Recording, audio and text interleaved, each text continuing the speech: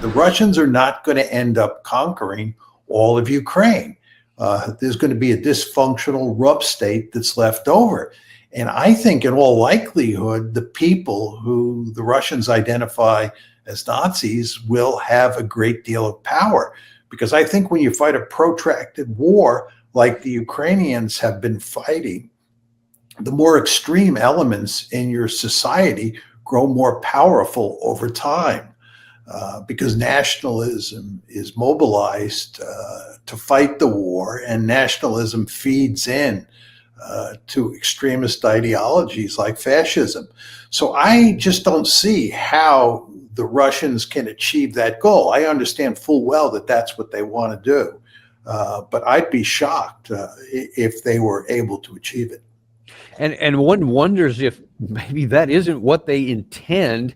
And I'm going to show you some potential evidence in it which could facilitate that. And one of the things that is what Lavrov himself said about 3 weeks ago when he was addressing one of the issues that at the time was kind of up in the news cycle there, where the Western side had been for a long time saying we want an unconditional ceasefire, just stop right where we are. And at that time, Trump was actually pushing that, just stop on the current line of contact and let's just figure this out and get it over with. And Lavrov talked about why that's not a good idea. The Europeans are trying to dominate the agenda with the rhetoric about ceasefire. They zigzagging depending on what is going on the front line. Root causes. That's what must be key to understanding how to help end this situation efficiently. And if root causes, and one of which was the Nazification, as the Russian side view it, might they be saying, hey, we're going to just keep going militarily until we denazify you by force? They can say that till they're blue in the face. The question is, can they do it? I don't think they can do it without conquering all of Ukraine. And I think they would be foolish in the extreme to try and conquer all of Ukraine and do regime change. This is social engineering at the end of a rifle barrel.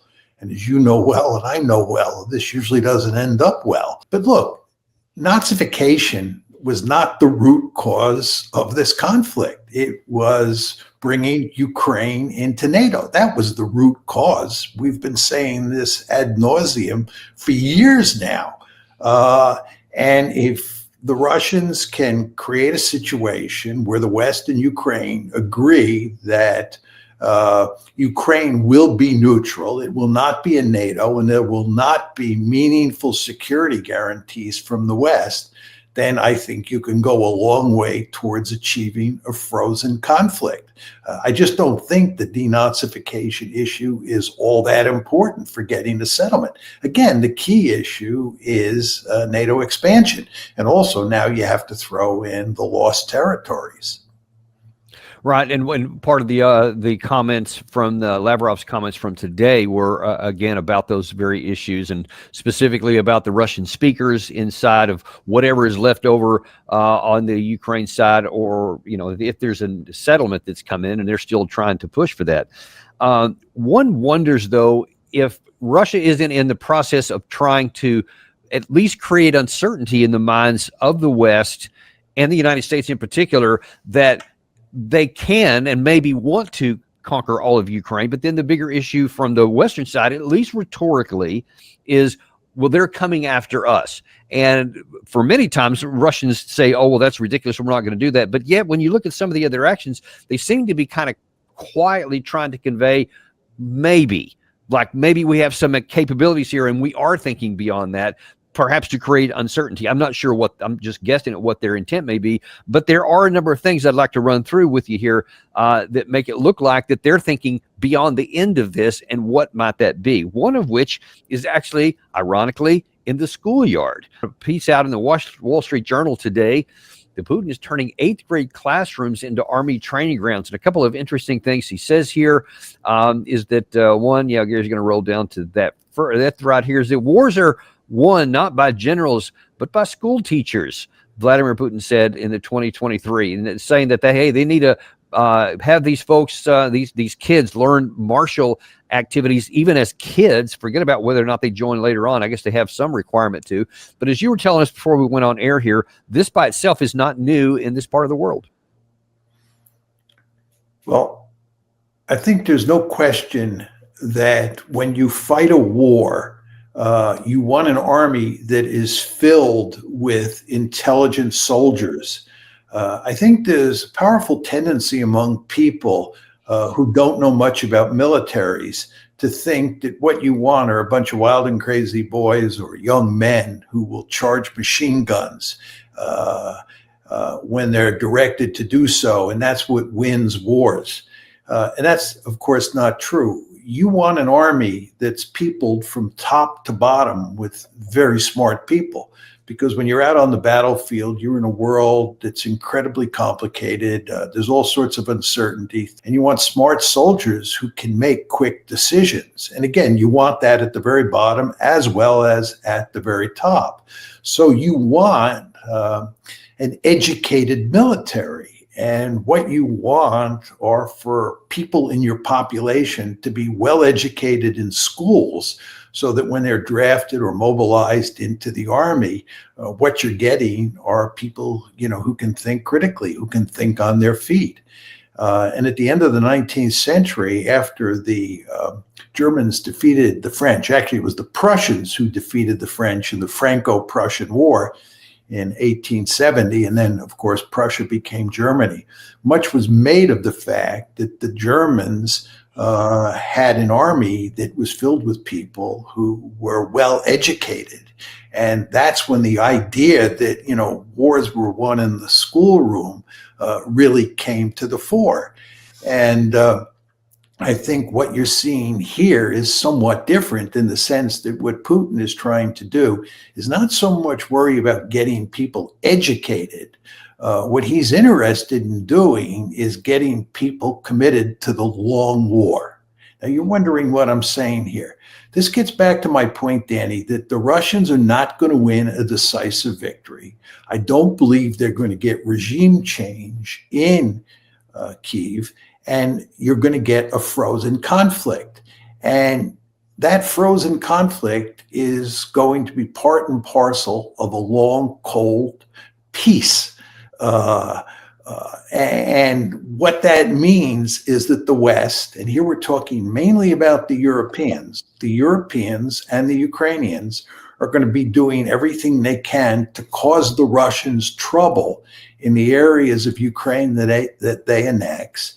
And the Russians are going to be doing everything they can to cause the Ukrainians in that rump Ukrainian state trouble, cause the Europeans trouble, and cause trouble across the Atlantic Ocean between the United States on one side and the Europeans on the other. What you have to understand here is we're going to have poisonous relations between Russia and the West for as far as the eye can see. In other words, there's not going to be any meaningful settlement to this war, because the goals on the two sides are just irreconcilable. So the Russians, as you like to say, and I like to say, are going to win on the battlefield. But it's going to be an ugly victory in the sense that it's not a decisive victory. This war is going to end up in a frozen conflict, and the politics, again, are going to be poisonous. And the Russians are preparing themselves for that, because who knows? The conflict may flare up again. The frozen conflict may turn into a hot conflict. As you well know, the Ukrainians are not going to be satisfied with losing all this territory, and they're going to go to great lengths to see if they can get it back. They're going to foment trouble in the Russian occupied areas or the Russian annexed areas of Ukraine. And the Russians may lash back. You may get a conflict there. You may get a conflict in the Arctic, in the Baltic. You may get a conflict in Belarus, Moldova, or in the Black Sea, or in Kaliningrad. There are just all sorts of potential flashpoints here, which are set in the context of a poisonous political environment.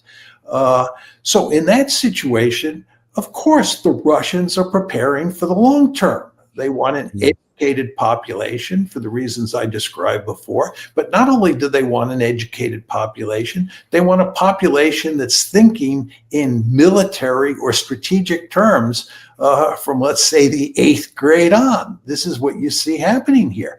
And all of this tells you, Danny, just what a catastrophic mistake we made trying to bring Ukraine into NATO and precipitating this war, which is going to have hugely negative consequences for as far as the eye can see. Yeah, and you can see that section that Gary's highlighting right there, and even a little bit above it, funding for patriotic education was increased to 42 million. And then they specifically talk about how Kalashnikovs, grenades, and drone kits. So they are training them up for modern warfare and things that are escalating beyond that. One wonders, and I can see the theory that you're drawing there, that one way or the other, they seem to be preparing for something long, whether that's a continual conflict in the Ukraine or some of these expanded areas beyond there. And it appears to me, or it occurs to me anyway, that Russia maybe they're thinking along the same lines that you are, and the potential flashes beyond that, which they don't want to fight. But Putin seems to be laying a foundation here that says, don't test me because we can't. Now, there was also not long ago, you may recall, President Trump famously sent a Truth Social out where he says Russia's just a paper tiger and probably Ukraine can go and do a lot of stuff, which was kind of weird at face value. But Putin said about that comment. And he is teasing, saying that it is a paper tiger. A paper tiger?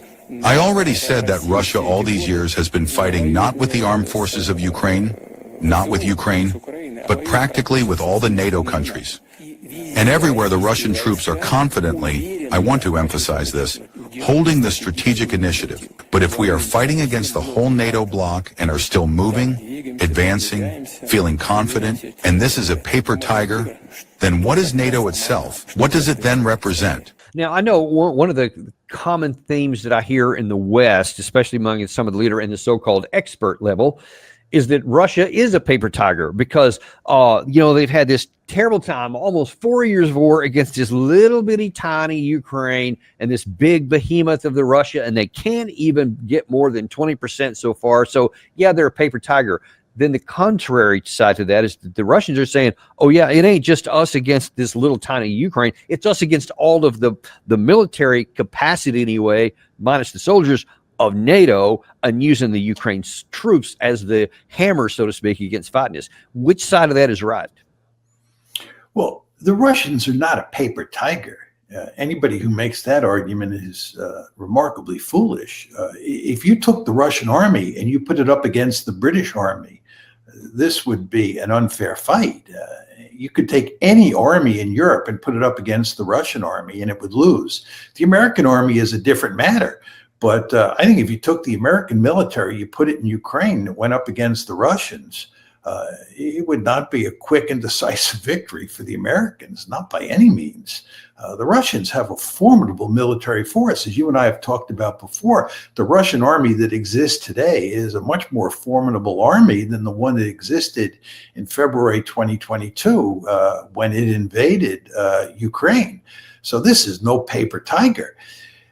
What's going on here is that the Russians understand that the West is a mortal threat, and the West is a mortal threat. You want to remember that the West's goal in this war from the beginning has been to defeat Russia and Ukraine, wreck the Russian economy with sanctions, and bring the Russians to their knees. We've been unable to do that, but that doesn't mean we don't want to do it. Of course we want to do it. And if the opportunity to do it popped up tomorrow, we would leap at it in a second. We would love to finish Russia off as a great power. And Putin, the last time I checked, has a triple-digit IQ. And that means he's figured this out. He understands what he's dealing with. And as far as Trump is concerned, can he trust Trump as far as he can throw him with his hands tied behind his back? That's Putin's hands tied behind his back. The answer is no. He cannot trust Trump at all. And he certainly can't trust the European leaders. And in good realist fashion, he is assuming worst case. Who can blame him at this point in time? Well, and yeah, and I wanted to actually go there, Nick, because that was he's in his comments there just a second ago at the Valdai conference. He was basically talking about the tactical or operational along the front lines, et cetera. Well, he subsequently talked about things just recently at the strategic level that they're also making advancements that we should pay attention to. All our plans for creating advanced weapon systems, developing the defense industry, and equipping the Russian Army and Navy with modern equipment and weapons are being fulfilled. With an eye on the development and deployment of the latest Avangard strategic missile system, we have developed, deployed, and begun serial production of the Orshnik medium-range missile system. We've equipped our intercontinental ballistic missiles and submarine-launched missiles with modern anti-ballistic missile defense systems.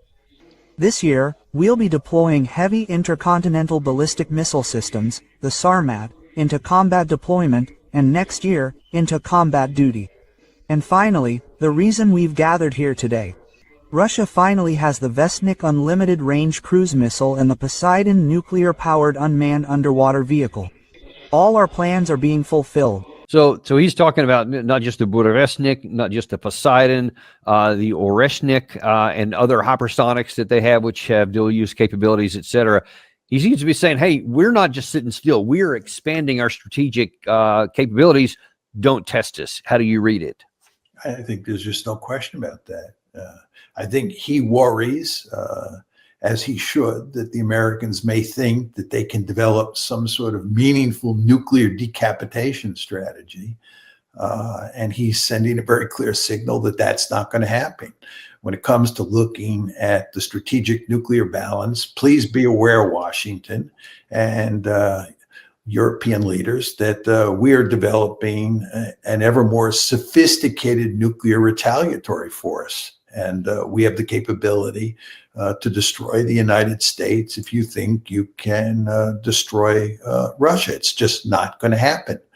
This is independent of what's happening on the battlefield, because that's a different, it's a different realm. But what Putin was really talking about there was more related to the strategic nuclear balance. And he's making it clear that at that level, or in that realm, the West is not going to have an advantage. The Russians will negate any advantage that we think we can gain. And of course, on the battlefield, they're clearly not a paper tiger. And now, all in the strategic realm, as you put it, we've also recently had, and in fact, at the time when Putin was talking about that they tested what they claim is this Burevestnik missile, which is an unlimited range cruise missile that could be nuclear capability, and then the Poseidon subsurface in the water, et cetera. In the response to that, Trump said, oh, yeah, well, if you're going to test nuclear weapons, we're going to test nuclear weapons. Now, initially, people said, okay, you mean nuclear platforms, right? Like the Minuteman III or something like that. Trump wouldn't clarify what he meant. He said nuclear test. And of course, many people mean a nuclear explosion test, whether underground or not. Because Trump wouldn't clarify that, then the Russians went back and said, oh, by the way, Belousov, the Minister of Defense, on a televised briefing said that, you know what, we should bring our nuclear weapon testing facility back up online.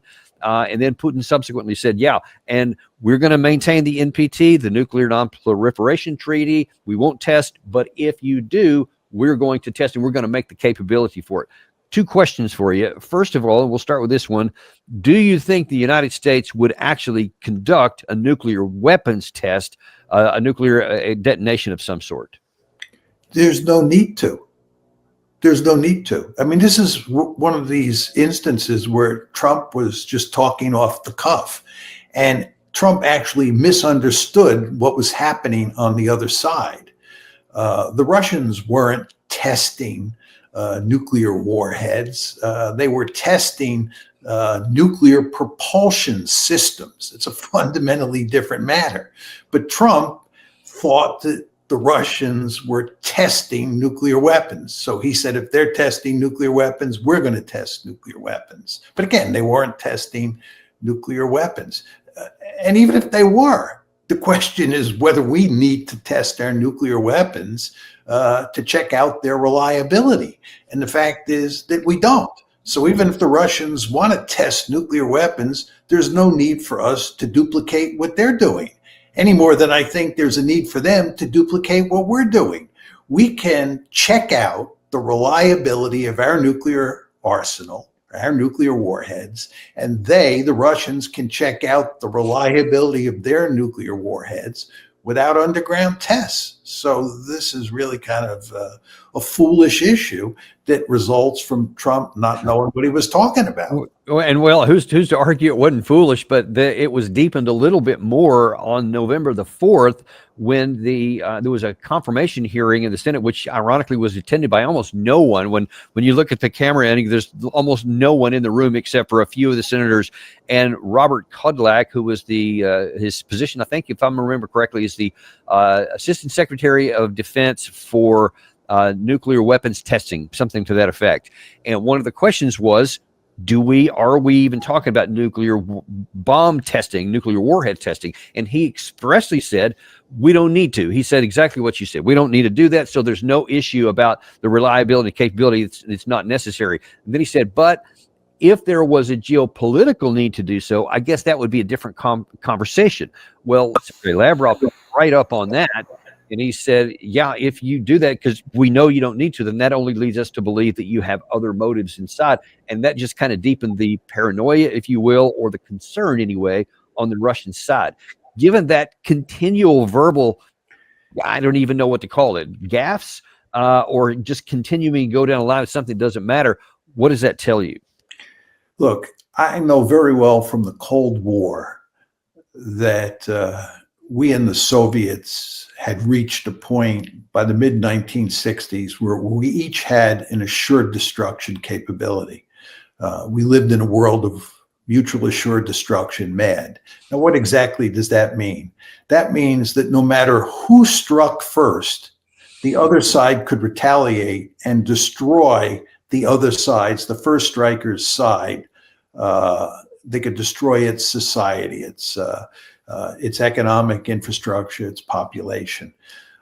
We still live in a mad world. The Russians have more than enough nuclear weapons, even after they're struck first, to turn the United States into a smoking, radiating ruin.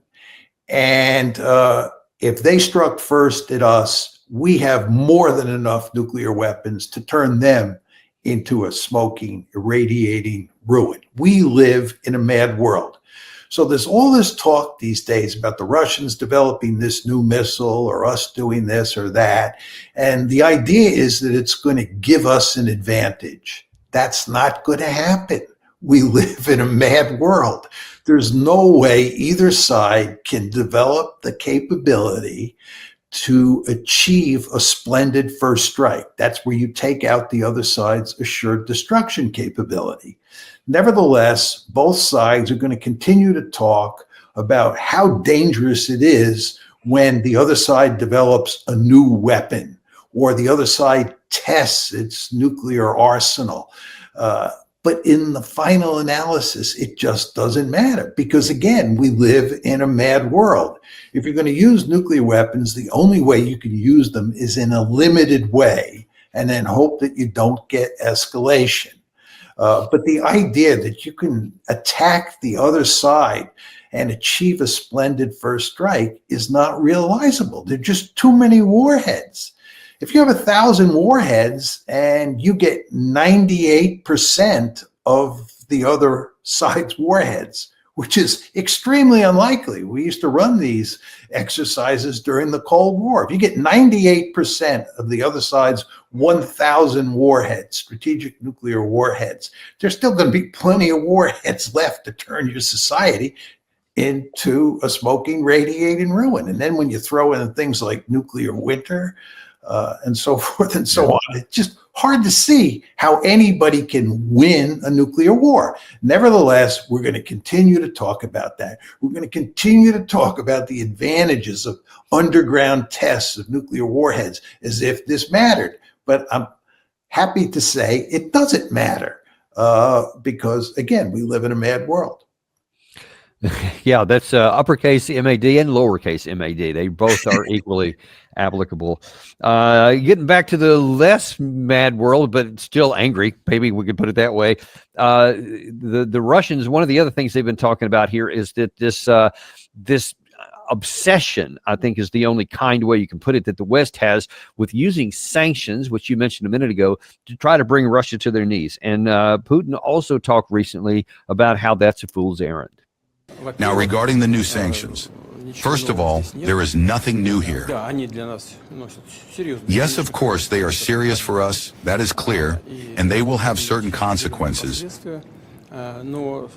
but they will not significantly affect our economic well-being. President Putin basically said today that Russia is immune from U.S. sanctions. He said that it would not impact the Russian economy in any serious way. Is he Good. wrong? I'm glad he feels that way. That's good. I'll let you know about it in 6 months from now. Okay, let's see how it all works out. Yeah, about that 6 months. I'm not sure that that's an anniversary he's going to want to go back to. What do you say? I think Trump understands that the sanctions are not going to work. I think he's just going through the motions here. There's no evidence that the administration is working overtime to make the sanctions work. Almost everybody agrees that if this new set of sanctions that the administration put forth are going to work at all, you have to really work overtime to make them work. And we're not doing that. And even if we did, it's not going to matter very much. It's not going to affect what happens on the battlefield. It's not going to affect what's happening in terms of trade flows between China and Russia or between India and Russia. So they can talk about sanctions forever and ever, but it's just not going to do much. And again, I think Trump fully understands this. We have no cards to play, Danny. You and I have talked about this many times.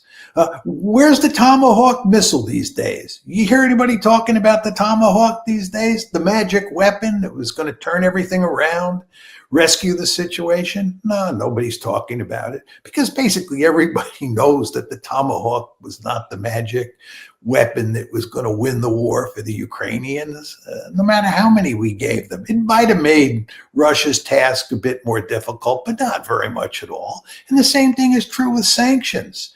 If there was any magic formula for winning this war, Joe Biden, who was deeply committed to it, would have figured it out. A year ago today, Joe Biden was still in power. He couldn't find the magic formula. How is it that Donald Trump's going to be able to find the magic formula? Well, and the reason I use the term obsessed is because whatever Trump may know, and that was I think on the 26th of October, somewhere around there, about how they laughed and well, we'll see him in 6 months. That was last month. Okay, this is 2 days ago, where there was a Zoom call between Volodymyr Zelensky and a number of U.S. senators, and watch how gleefully they're looking to go from the 19th sanction package that haven't worked. They're looking, by the way, in Europe to do the 20th. They're getting ready for that right now. And then apparently, on top of what the U.S. did back in October, these senators are looking to do another one after that. What I'd like to know on the military front is, besides the Tomahawks, where can we be most helpful? Because I know continued military aid is very important, whether it's the Patriot missile interceptors or other weapon systems that would be helpful to you. I wanted to first thank you for your leadership, thank the Ukrainian people for their courage. I don't have a question, but I wanted to let you know, I know the ambassador is following this very closely. In the Foreign Relations Committee, Senator Risch, who couldn't join us today, is the chair. I'm the ranking member, but we have put forward the first 3 bills out of the committee to address, to go after Russia because of their actions. Thank you for your leadership on this, and Gene, the same. Mr. President, you've got just amazing group of champions of Ukraine here on the Zoom. It's good to see you again. The rest of the year and beginning of 26, we're going to go all in, giving you military capability to hurt the Putin war machine even more. And we're going to try to isolate Putin even stronger than we have today. If we can pass this bill, making Russia a state sponsor of terrorism under U.S. law, that makes his economy radioactive. Amen, he says there. And you talked about mad world or an irradiated smoking ruin. I mean, you have not Rubio, sorry. You have Lindsey Graham there trying to talk about an economy that's irradiated, even though 20 rounds of these things haven't worked so far. They somehow think it's going to work again. And you said right before we went on here, mocking basically, who thinks about the tomahawk anymore? And you see, the U.S. senator does right there. Well, other than that, how can these things work? And then, to me, this is one of all the things that I've shown you today, this is one of the most alarming to me, because these are key senators from both parties that are still talking at nearing the 4-year mark of this war, when everything has failed utterly to change the dynamic on the battlefield that you keep mentioning, and they still are talking like the next one will make a difference. How do you react to that? These people are delusional. I mean, it's not worth having a serious conversation about this. I mean, what can you say? I have a more important issue to talk about. The fact is that Ukraine needs about $100 billion a year to sustain itself economically, about $100 billion a year. And the Europeans are trying to find $200 billion so that they can fund Ukraine for the next 2 years. And the problem that the Europeans face is the Americans have basically opted out of funding Ukraine. And President Trump has told the Europeans they have to do it, which is why they have to find $200 billion. Well, these are all countries that are in significant economic trouble. So the question is, where are they going to get $200 billion? And what they're thinking of doing is stealing it from those frozen Russian assets in Belgium. But the problem is they can't get the Belgiques or a handful of other countries, the Italians and the French, and even the European Central Bank, to go along with this idea, because they think it may boomerang and do enormous damage to each of them. So it looks like there's no way they're going to be able to steal these Russian frozen assets and come up with $200 billion. So the question you want to ask yourself is, put aside this nonsense about sanctions, what are the Ukrainians going to do if they don't get the full $200 billion? So when you and I talk about the situation on the battlefield, just think about what you were saying about how things are going on the battlefield. Just think about the bombing campaign that's now taking place against infrastructure in Ukraine, which we haven't talked about. Think about the fact that Trump is basically pulling out, and that the Europeans can't come up with $200 billion.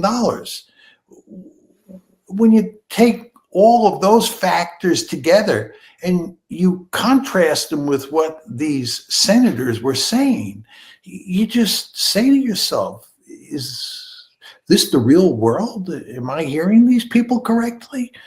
I mean, we've reached the point in the West where it's just hard to take most of our policymakers seriously.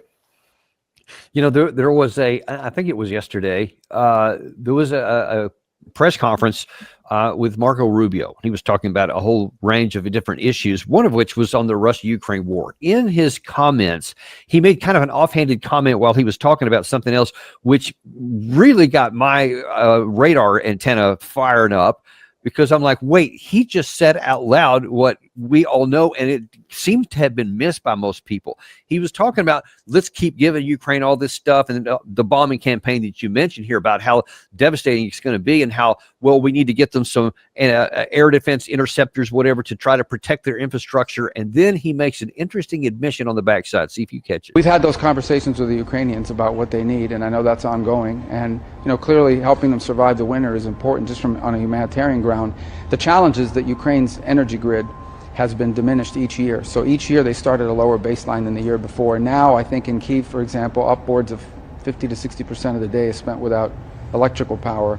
And they've done a tremendous job of sort of rerouting their grid and trying to work around it. But that also means there are hours of the day where there's no water, there's no electricity. You have to schedule business and life activities around that. And that's clearly part of Russia's strategy, is to try to collapse morale within Ukraine and the will to fight. So, that's why we've been in discussions with them about defensive weapons to be able to protect their grid. And I know we've been in ongoing technical conversations about the specific equipment they need.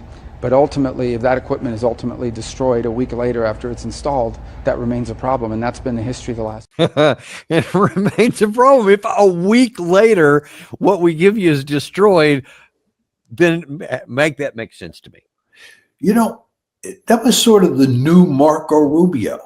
He really sounded smart and reasonable. He was describing the problem, and he was also explaining why it can't be fixed.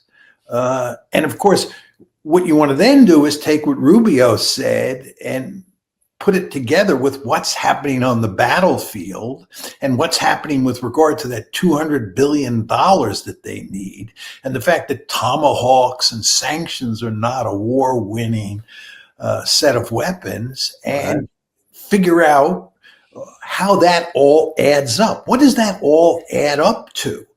And as you and I have been saying ad nauseum for God knows how long, Ukrainians are doomed, and we want to put an end to this war as quickly as possible so that Ukraine loses as little territory as possible, number one, and so that more Ukrainians do not die.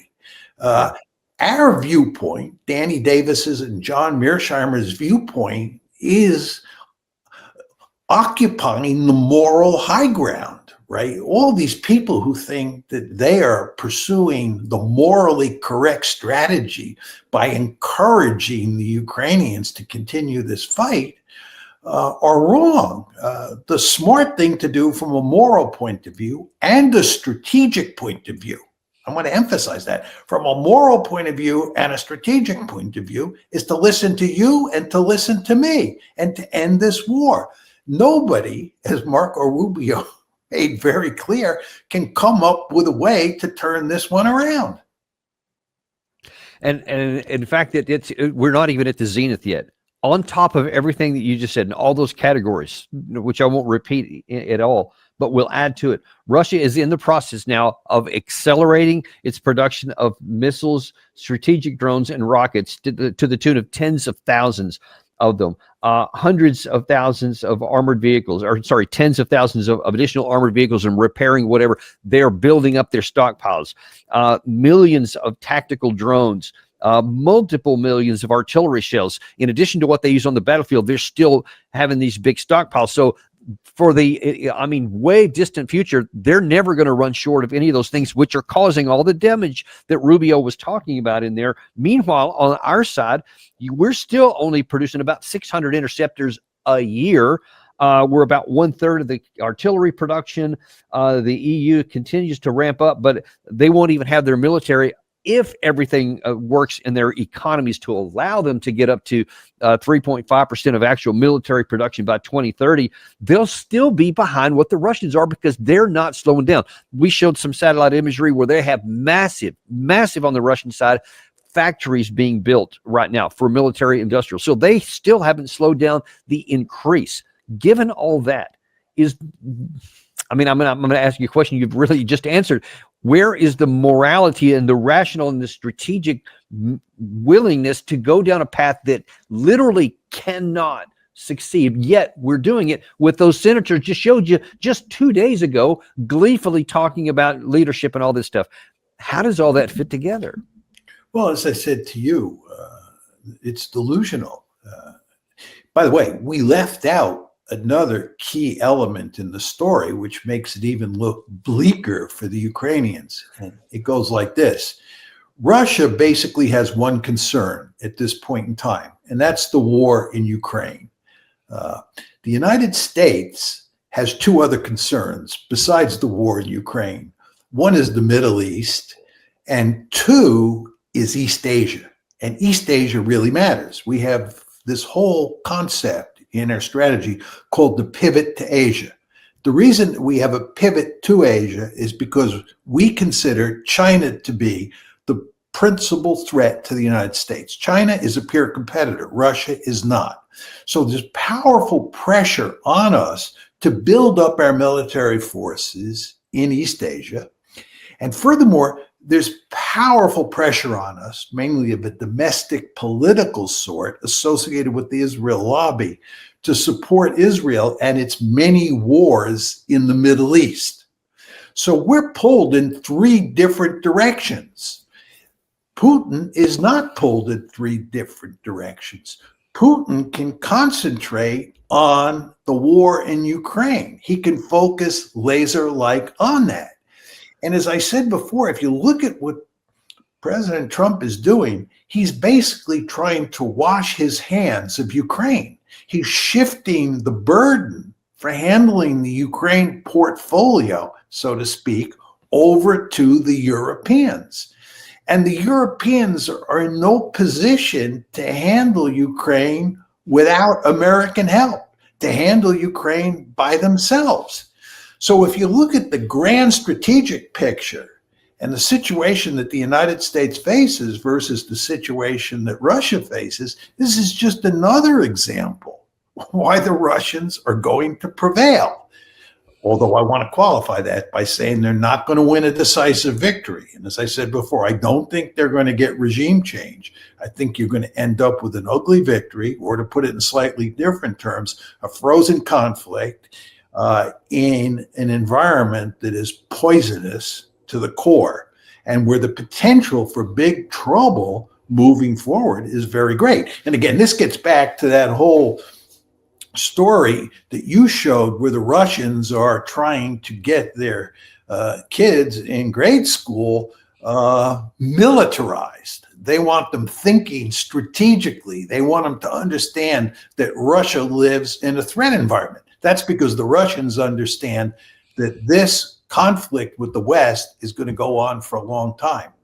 And Danny, if I can make one final point on this, you want to remember that now that Finland is in NATO, the Russians have to worry about their border with Finland, and they are doing things to reinforce that border because that is a border with an important NATO state. So when you think about what's going on here, the potential for more and more trouble down the road is endless.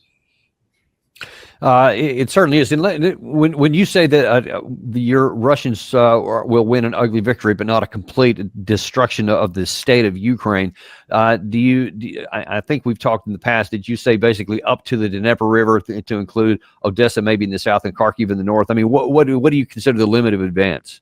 I take about 40% if I were in Putin's shoes.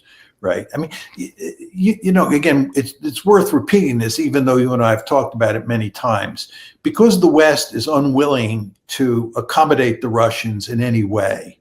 And the West is still interested in wrecking Russia as a great power. The Russians, therefore, have a vested interest in taking as much territory as possible and making the remaining Ukrainian state, the Ukrainian rump state that's left over, as weak as possible. So number one, it's not much of a threat to Russia, but number two, it's not in a position where it can join NATO and the EU. So that incentivizes the Russians, I think, to take about 40% of Ukraine. And I think they'll take everything up to the Dnieper River in the northern half of Ukraine, and then down south, they'll cross the Dnieper. They have to if they're going to take all of Kherson, which they've annexed. And I wouldn't be surprised if they went into Odessa and one or two other oblasts as well. I think taking Odessa would make eminently good sense from their point of view. And again, let's just reemphasize that this is why you and I have long argued that the Ukrainians should cut a deal now and accommodate the Russians as much as possible so that they don't lose that territory. Don't give the Russians an incentive to take Odessa.